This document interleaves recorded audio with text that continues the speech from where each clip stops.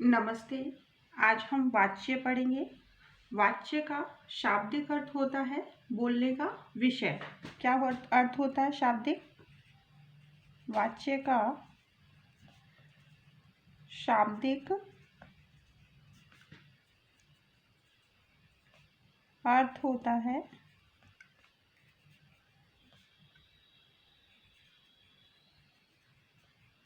बोलने का विषय।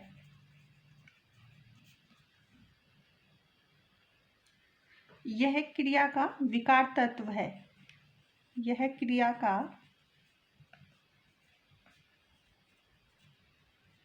विकार तत्व है। विकार किसे कहते हैं? जिसमें लिंग, वचन और काल के आधार पर परिवर्तन हो जाता है, वो हमारे कौन से शब्द कहलाते हैं? विकारी। और जिन शब्दों में लिंग, वचन या काल के आधार पर कोई परिवर्तन नहीं होता, परिवर्तन यानी विकार, जिनमें कोई विकार उत्पन्न नहीं होता है या परिवर्तन नहीं होता, वो हमारे कौन से शब्द कहलाते हैं? अविकारी। मगर ये क्रिया के कैसे तत्व हैं? विकारी तत्व है, इनमें परिवर्तन होता है। वाक्य में क्रिया का प्रयोग कई तरह से किया जाता है।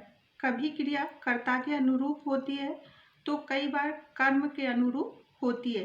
कई बार दोनों के अनुरूप ना होकर भाव की प्रमुखता होती है। जैसे हम कहें कि मोहन हॉकी खेलता है। इस वाक्य में मोहन क्या है? हमारा कर्ता। हॉकी क्या है? कर्म। खेलता क्या है? क्रिया। तो यहाँ क्रिया किसके अनुसार हो रही है? कर्ता के अनुसार हो रही है। मोहन खेलता है क्या? हॉकी। तो ये हमारा कौन से अनुसार हो रही है? किसमें, किसके अनुसार हो रही है क्रिया? कर्ता के अनुसार।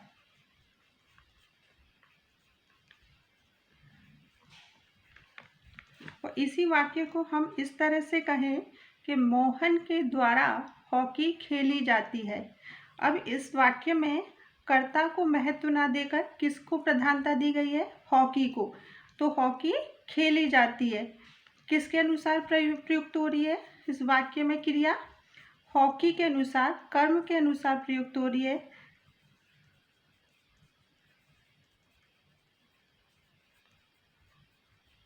और इसी वाक्य को हम इस तरह से कहें कि मोहन से हॉकी खेली जाती है, यानी जो मोहन के द्वारा जो हॉकी खेलने का भाव है उसको प्रधानता दी गई है।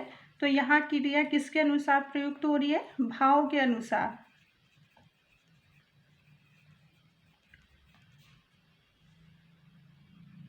अतः हम कह सकते हैं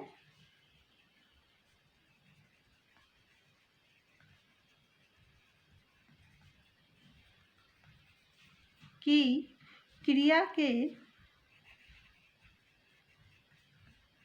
जिस रूप से यह पता चले कि क्रिया वाक्य में किसके अनुसार, किसके अनुसार यानी किसके अनुसार? कर्ता भी हो सकता है हमारा, कर्म भी हो सकता है और भाव भी प्रयुक्त की गई है।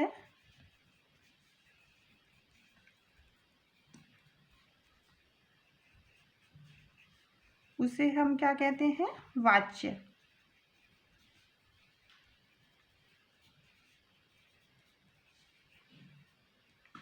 यानी क्रिया के जिस रूप से यह पता चले कि क्रिया वाक्य में किसके अनुसार की गई है, कर्ता के अनुसार की गई है, कर्म के अनुसार की गई है, भाव के अनुसार की गई है, वो हमारे क्या कहलाते हैं? वाच्य। जैसे एक और उदाहरण देखते हैं कि जैसे हमने कहा कि सौरभ पत्र लिखता है, तो सौरभ क्या है? कर्ता है। तो किसके अनुसार क्रिया हो रही है? लिखता। यानी सौरभ क्या है? हमारा पुल्लिंग है, एक वचन है, तो क्रिया भी किसके अनुसार हो रही है? कर्ता के अनुसार हो रही है। तो ये हमारा कौन सा वाच्य हो जाएगा? कृतवाच्य हो जाएगा, कर्तृवाच्य हो जाएगा। और अगर हम इस वाक्य को इस तरह से कहें कि सौरभ द्वारा पत्र लिखा जाता है, इसमें किसको प्रधानता दी गई है? पत्र को प्रधानता दी गई है। तो पत्र लिखने का काम किया जाता है, तो किसके अनुसार क्रिया की गई है? कर्म के अनुसार। और इसी वाक्य को हम कहें सौरभ से पत्र लिखा जाता है, तो जो लिखने का भाव है तो उस भाव को प्रधानता दी गई है वाक्य में। वाच्य भेद।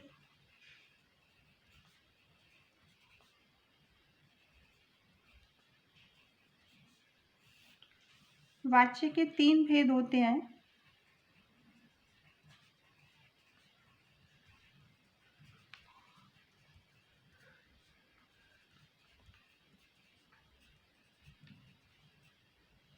नंबर 1 कौन सा है आपका? कृतवाच्य। सेकंड है आपका कर्मवाच्य। थर्ड है आपका भाववाच्य।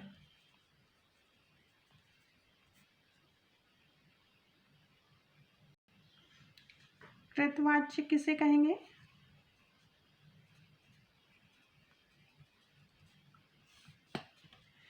जहाँ क्रिया का संबंध सीधे किससे होता है? कर्ता से।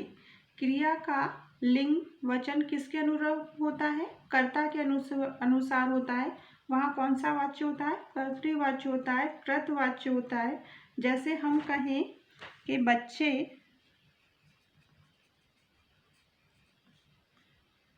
मैदान में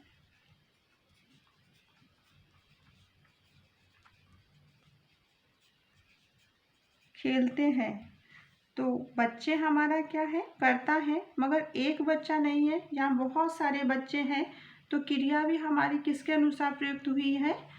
कर्ता के अनुसार प्रयुक्त हुई है, क्योंकि बच्चे खेलते हैं, बहुत सारे बच्चे हैं जो खेलते हैं। इसी तरह दूसरा उदाहरण देखते हैं। राधा ईमेल करती है। राधा हमारा कर्ता है, तो क्रिया भी हमारे किसके अनुसार प्रयोग हो रही है? कर्ता के अनुसार। राधा हमारा क्या है? स्त्रीलिंग है, एक वचन है, तो करने का काम भी एक वचन और स्त्रीलिंग के अनुसार ही हो रही है। राधा ईमेल करती है। एक और उदाहरण देखते हैं। वरुण टोपी पहनता है। तो वरुण हमारा क्या है?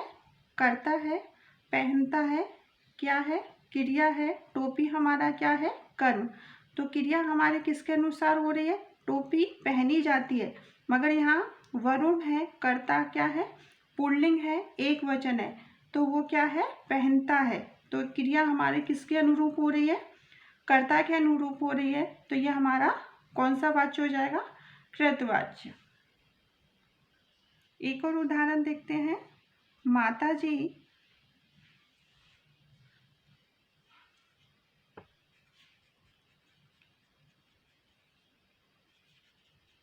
खाना बनाती हैं। कर्म क्या है हमारा? खाना। मगर क्रिया कर्ता क्या है? माताजी के द्वारा क्या बनाया जाता है? खाना। तो बनाना क्या हो रहा हमारे? बनाना क्रिया। तो माताजी के अनुसार क्रिया हो रही है, बनाती है। ऐसे तो नहीं कह सकते इस वाक्य को, माताजी खाना बनाता है। माताजी हमारा स्त्रीलिंग है, एक वचन है, तो क्रिया भी हमारी कर्ता के अनुरूप हो रही है, बनाती है। तो ये हमारा कौन सा? कृतवाच्य हो जाएगा। कर्तृवाच्य में बनाते समय हमें कई बातों का ध्यान रखना चाहिए। जैसे परसर्ग रहित कर्ता में क्रिया कर्ता के लिए और वचन के अनुरूप ही चलती है। जैसे किसी में परसर्ग नहीं है, हमें किसके अनुसार करनी है? कर्ता के अनुसार। और कर्ता का जो परसर्ग है वो क्या है? न से होता है, इसलिए कर्ता कारक वाले वाक्य क्रिया और कर्म के अनुसार ही बदलने होते हैं। और जो कर्तृवाच्य होते हैं उसमें अकर्मक क्रिया और सकर्मक क्रिया दोनों में से कोई भी हो सकती है।